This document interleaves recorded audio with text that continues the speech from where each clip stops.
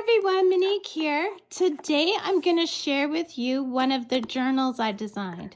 Now this one is of a wheeler boat.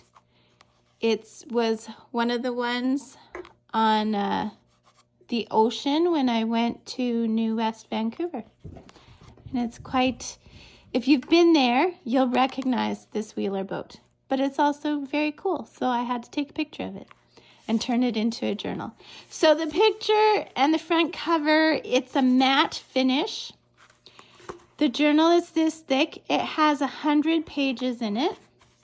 And then on the back, I put my copyright and another little picture. And of course, it'll have your barcode. And now we're just gonna do a flip through. So the first thing that you're gonna get is a name page.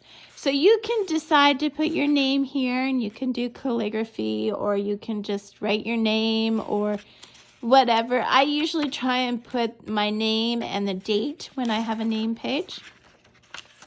The next page we have is important events, and it's just blank places for each one of the months of the year, so you can put any events that are coming up.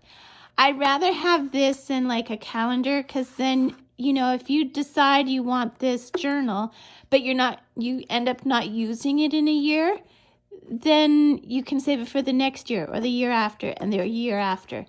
I prefer that. I don't like my journals to have dates. I like dateless journals, and that's what I made for you guys. Then I have some pages just for notes. So, you know, you put the date, you put what you did, you make your list, you put who you visited with today, whatever the case may be. And it's just a whole bunch of pages where you can put notes. Isn't that nice? I love it. One of the challenges I have with journals is they don't have enough space to write. And some days I don't write anything. So I like to have it where it's under my control. I can put the date, I can write a paragraph, or I can write 2 pages.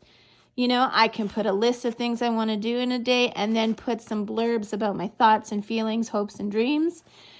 And I can do that, and then I can start on the next day, or I may not touch my journal for a week, so I may not start until the next week. And that's one thing about a dateless journal that I really like, is you can just write when you want to write. And then there's a couple of blank pages if you want to do a little bit of art or some collaging.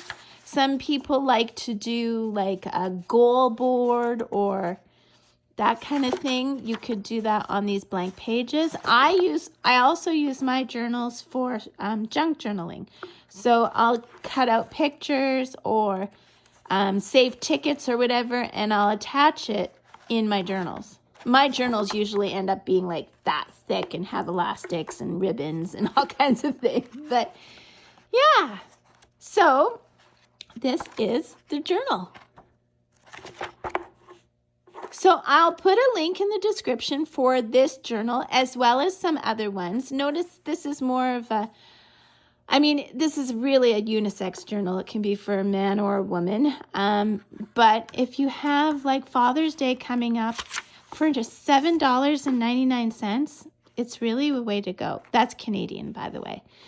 I also price my journals and notebooks that the Canadian and the US prices are the same.